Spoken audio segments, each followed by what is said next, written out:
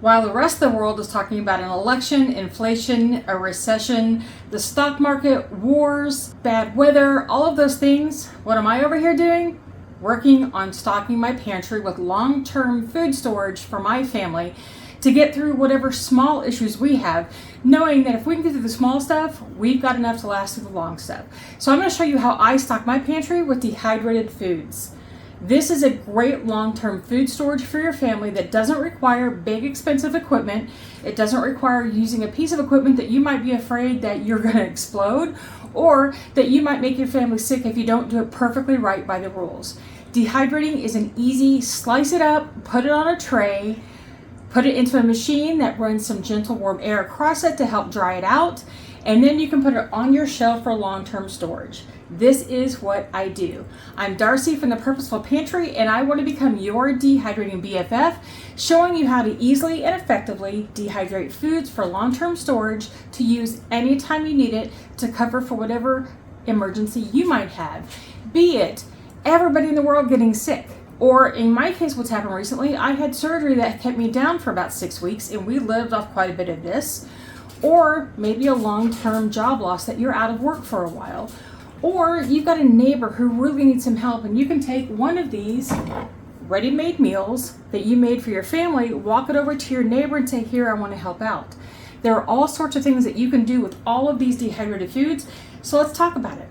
Now, don't think that you have to have some big fancy garden in your backyard or in your neighborhood in order to build this stock. I'm going to be really honest with you.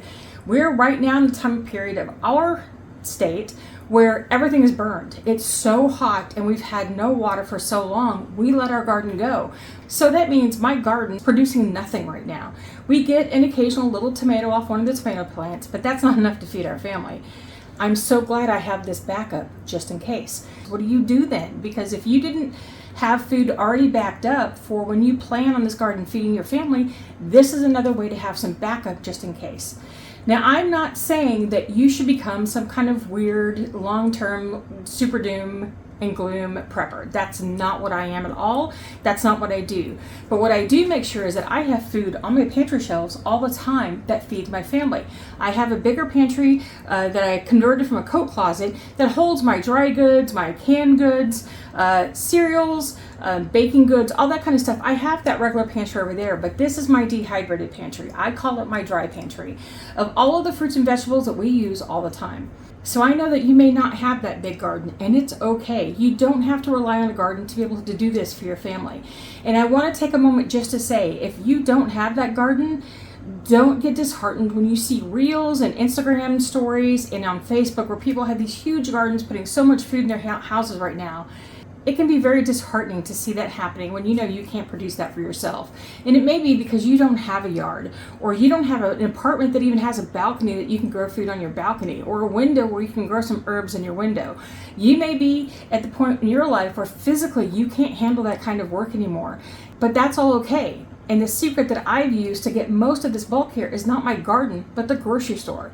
I take advantage of grocery store finds when stuff is on clearance, when stuff is on sale and season and they put things on sale. Like I just got through doing a bunch of strawberries because strawberries were on sale, 97 cents a pound. I took advantage of it, bought quite a bit, dried up a lot, and have it on my shelf now for when I want to use it for, if we're going to do like some trail snacks to have with some cheese for our lunch, or maybe I want to grind some of this up for strawberry powder to put in our oatmeal or yogurt to make it taste a little different. That's what I do with this if we're not eating it straight. But when it went on sale, I went after it. This right here is a vegetable blend that's in the freezer section that when it went on sale, I bought bags and bags of it, brought it home and dried it. It contains potatoes, carrots, some greens, and some green beans, I believe, and the greens I may have put in, the greens I put in there, and corn, but it was like a soup mix that you can buy at the store. I bought it, bags of it, and put it in here. So what do I do with this? When I'm making shepherd's pie, I will mix this in with some water or broth, let it sit in my refrigerator overnight if I'm prepared for myself for that meal that night, Or if it's a last minute, I will put this in a pot of simmering water or broth on the stovetop, let it get soft and start to cook some, mix it with my beef mixture, put it in my bowl, put it in my pan, then I'll put some mashed potatoes on top of it and put it in the oven to go. For the time it takes to get the hamburger meat or lamb, whatever I'm using, ready to go, if it wasn't already canned, that takes that long for this to get ready. Pour it all together and you're ready to put it in the oven and walk away. That's why I love having this ready. It makes things so easy to prepare quickly when you're on the run. How else do I do this? I grab clearance. Like I mentioned earlier, I grab clearance finds from my grocery store. This right here are greens of every possible kind that I can find. If I find bags of turnip greens or mustard greens or collard greens or spinach or kale on clearance at my grocery store, I grab as many bags as I think that I can do in a reasonable amount of time at home. It takes about 6 to 10 hours to do a whole load for me. So I have to think about how long can I hold on to these before I can get them run through the machine. If I have freezer room, I can throw them all in the freezer and then do them as I can. But I also don't want to just take everything from the store. So if I don't think that I can reasonably do it, I leave some for somebody else. But what I do with this is I can take a handful of this and throw it into any kind of stovetop casserole thing I'm making. So if I'm making, one of my favorite things right now is tikka masala. I have some jarred stuff that I love to get from the grocery store to save me time. And I'll throw a handful of this into it and add some greens into a meal that doesn't normally call for greens. Now, is it traditional? No, but it works for our family. And it gets more greens into our diet for things that we wouldn't eat normally. Like I'm not going to make a pot of greens on the stove and then eat them. Nobody in my family would eat them. But this is a way to put it in there that's more palatable. But the best way is the sneaky way that I do, my sneak. Now, in my family, this is not a sneak. My family all knows that I do this. They've known since they were little because I don't lie to them about what's in their food. I don't try to sneak stuff in there I know they hate. What I do is I grind up those greens and make it into a powder. And then what I'll do is put it into things that we're eating. I'll sprinkle some into our eggs. I'll sprinkle some into anything I'm making on a stovetop or that goes in the oven. And as everybody likes to make fun of me about, I even put them in our brownies. Are brownies healthy? No. Am I getting sneaking a little extra nutrition into something that we eat? Yes, I am. Because every little bit counts in what you can feed your family whenever. Now, what I do is also, when I'm drying stuff, I dry enough that I have them in big jars like this. And to store this, what I'll do is I can just leave it like this and it's perfectly fine for a couple of years, which is how long dehydrated foods last, mostly. Some things don't last quite as long, like tomatoes. They can be done pretty quickly, like within a year to a year and a half. I don't let them sit forever. But things like mushrooms can last for years. So what I do is I store in the largest jar I can when I get the big bulk stuff up. But if I'm using it through and I've got a jar that's only got half of what I need in it, then what I'll do is just change the jar. And that way I don't have to worry about trying to vacuum seal this thing every time I get into it to remove that extra air and moisture that could be in your jar. Now, currently what I have is, I went through my entire dry pantry, and I know you won't be able to see it, but there's actually a lot of empty spaces in here right now because I've been going through and cleaning out. What if we had for a while, because I date things to know how long we've been using it, or I already know how fast we go through it. And if it's a jar that's been there for about 2 years, I will powder it down really quickly. So what I do is I take everything that I'm not going to use and then powder it into a form like this. I store it this way. Then I have this jar, just like the green powder, next to my stovetop. And what I do is I take a tablespoon or two out of this and put it into every meal that we make, even with the green powder. I will do them both together. I don't mix them because I just don't mix them, but I'll just take some out of each jar. And what I do is I add this to everything I'm cooking on the stove because that gives me extra nutrition in everything I make.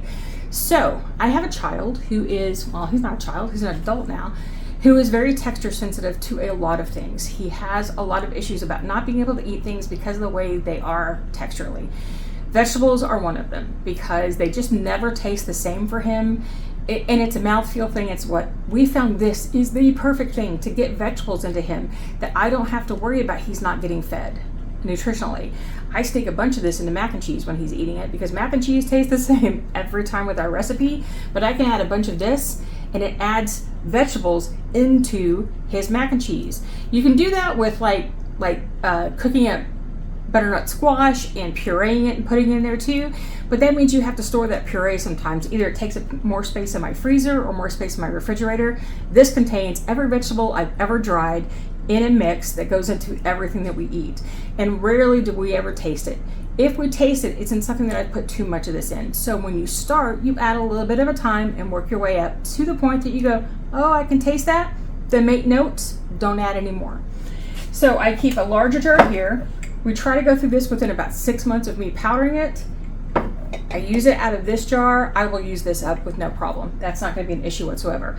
But this allows me to have jars of food that I can still dry things, and even if it's not something that we would eat on a daily basis, to put it on the dinner plate, I can put it on their dinner plate and they don't know it.